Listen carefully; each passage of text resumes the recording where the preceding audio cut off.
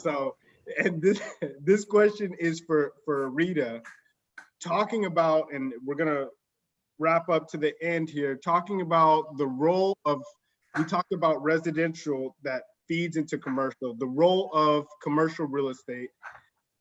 How can that market play in providing more equitable access to economic opportunity? That's a great question. I think one way is what we talked about earlier in terms of thinking creatively about the kind of activities to invite, right? Not being tied to this person has to be willing to commit to my space for the next 5 years and pass this massive credit check and provide me with all this capital up front. I think we need to start thinking more creatively about the activities that we invite. If you have some local brand or some local service provider or some local nonprofit that just wants to pop up in your space and serve their community, give it a try. I think that, one, and this would be a huge shift for sure, but one place where the commercial real estate market can really set a new tone is by saying, why not instead of why? Because the commercial real estate agents, brokers, property managers I talk to, they get requests for these kind of small incremental opportunities from hyper local players all the time. And traditionally they have said no. And so I think the future is saying yes, leveraging technology to put bumpers around the risk so that everybody has a good experience, but then saying yes. Because the way that you build those like really rich local business connections that impact entire communities and build resilience is by saying yes to each other and giving it a try. And when you're talking about an industry as old and established as commercial real estate, it's not only that they have the voice to be able to do it, it's that they have this massive footprint to be able to power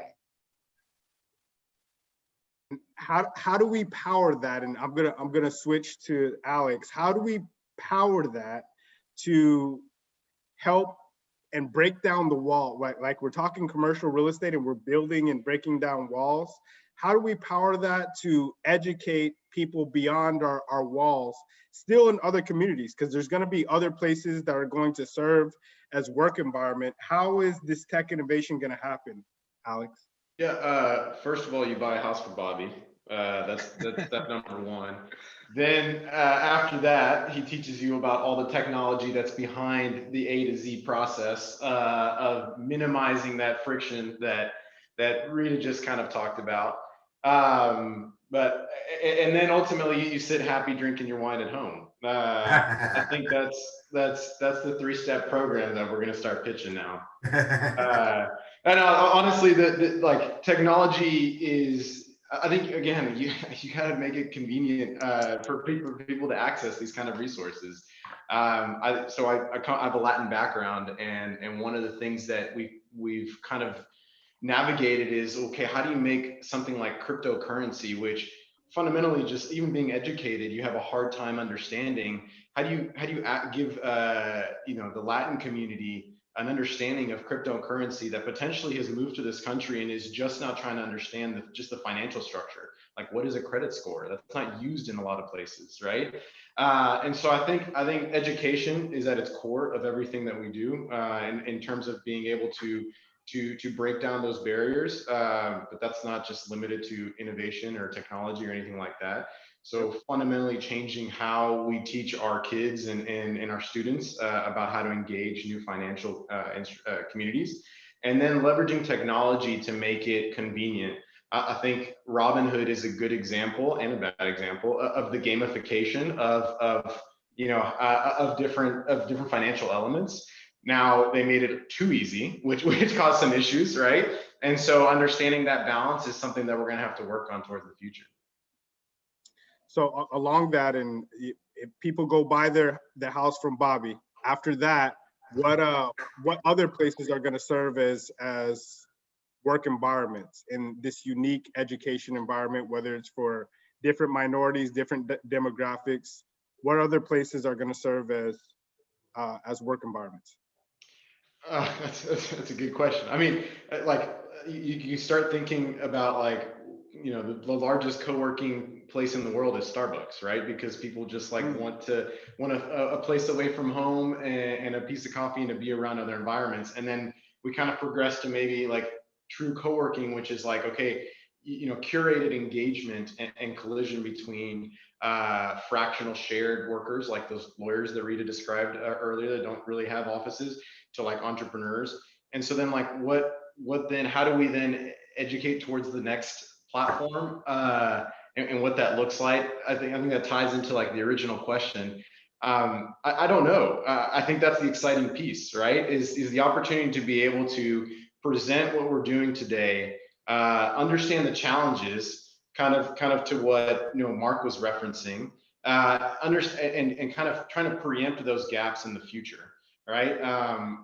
If we want to get granular, one gap that I would say I've noticed is the like true collaboration amongst entrepreneurs. I think there's still a lot of elements of ego and competitiveness, and so understanding how to reduce. Now we can get into the human nature and behavioral science of that, and I think that's outside of the scope of this talk.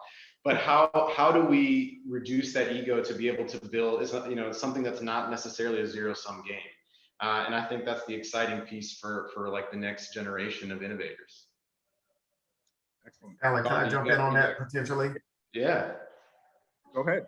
So it's interesting, and I'm a bit of a nerd. I avid reader, writer myself. I write for Forbes, and I sit around I'm fortunate to sit around a lot of profound men and women and have some beautiful dialogue. And the truth of the matter is that when we start talking about, look what's happening, look what has happened. Unfortunately, society, people, mankind, the evolution of change happens, unfortunately, with crisis moments. And we've experienced a crisis in the last 18 months, right? And that has like just accelerated change, that accelerated technology. We fell forward. And what's interesting is, and what companies have to do, all of us that are startups right here, is we really have to do a better job of studying people, a variety of people, women, minorities, and it shouldn't have to be crisis moments that evolve society forward. That there should be just this innate desire to want to see this evolution, even if you're selfish enough to just want it for your bottom line, right? To be inclusive, right? And so, but to study people and to want to understand and engage them in regards to what they want and what they need, I think in the cracks and crevices of that is infinite possibilities, and we have to engage all people and from within have that desire to do that. And I think once we do that successfully, then not only will we find out that we'll be fulfilled, but we will fulfill a lot of people, and we'll realize that there are people that will grab our brand and they will adopt our missions for and with us. And next thing you know, we'll be exactly where we want to be as companies. Can I add to that? Absolutely. I love everything that both of you just said, and I think it is spot on. And what it makes me think about is how, if you look at the true unicorns in the market, yes, they are powered by technology, but they sing because of co-creation. They are people who have been dogged at really, really focusing on the people they're trying to serve, asking really good questions, trying new things. It's a true co-creation model. There's no one author there. And I think that's going to be the way forward in real estate, whether you're talking about the home buying process, the home borrowing process, or the business space buying or borrowing process. The businesses that are going to wind up thriving post-pandemic are going to be the ones willing to co-create, whether it's landlords figuring out how to co-create with their tenants, or come into spaces that they might not have thought of as their first choice and figuring out how to just really do amazing things there. The magic is going to be in the co-creation. The question is who's willing to, as Alex mentioned, like put their own ego aside, Exactly. assume the position that they don't have all the answers, and start asking really, really good questions. That is spot on. And absolutely spot on. And we talked a little bit about how technology is going to change the residential market. Love what you just said, Natalie. And businesses, you know, they're going to have to be flexible and let go of some of their own egos. Sebastian, what do you see? What role does technology play in this new vision and transforming the multi-family hospitality market? Yeah, so I mean, the traditional apartment leasing experience is you have to call somebody up, arrange a viewing, go to an office, be shown around by somebody, do a lot of paperwork, and just so that then you can then set up your property. And the average one-bedroom apartment needs about 125 items to furnish and equip it so that it's ready for use, not to mention all the utilities and internet setup that we spoke about before. So, I mean, just imagine if you could, you know, book an apartment to live in, just like you did a hotel, go online, give your credit card details, also supply your identity information so that your identity can be verified and you can have the prerequisite background checks done automatically. And then you show up, everything is sort of set up, you know, all you have to do is to put the Wi-Fi password in your computer. It's even possible to do things like in advance to set the temperature that you feel most comfortable with before you arrive. Have somebody come in, clean the apartment and change the linens every week or every 2 weeks according to your schedule, and do all this stuff by phone without actually ever having to speak to a person. And there's a lot of people who would have really enjoyed COVID because it means they don't have to interact with people physically.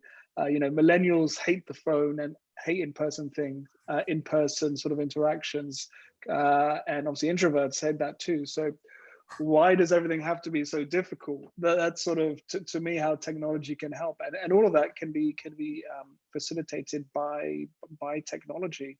And you know, the apartment industry was kind of forced into things like self-guided viewings and things like that because of COVID.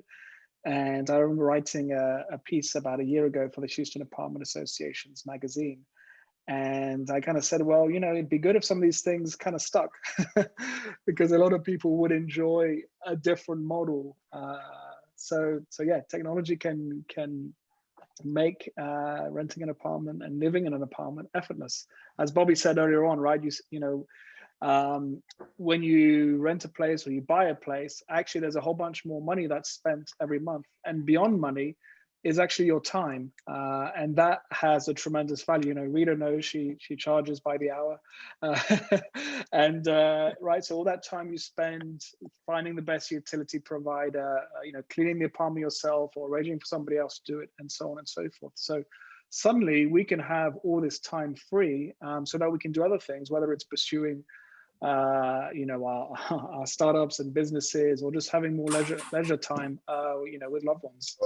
So yeah, I'm really excited about you know, applying technology to make our lives simpler, because the biggest companies these days, that's what they do. Netflix made watching TV a lot easier. You didn't have to buy to a TV station schedule, or worse, go to Blockbusters to pick up the movie you wanted to rent.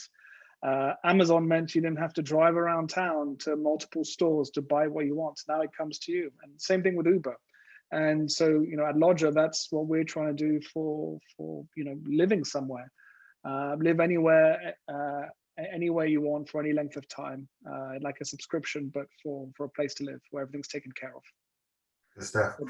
Sebastian, you're a bad man. I saw what you did there. Charged by the hour. I love the play on word. We're gonna wrap up here. Last question for Mark. Then we're gonna do one last just speed session. What you want to leave the audience with, Mark? How is technology going to change commercial real estate for minorities?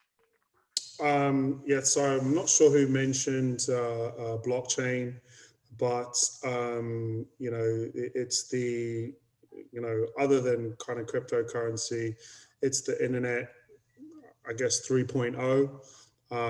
And so being able to kind of track and measure where the money's coming from, being able to, you know, have capital come from from anywhere to, you know, be able to fund your project. So, you know, maybe it's a, you know, Nigerian billionaire, or, you know, et cetera, that's kind of, you know, funding the diaspora, et cetera, et cetera. So just being able to kind of use technology to break down those, you know, like I said, those barriers that have existed, access to capital, you know, crowdfunding, et cetera, et cetera. People are a lot more comfortable. You know, one of the things that the pandemic has done, like Sebastian said, is people are a lot more comfortable doing business over the internet now.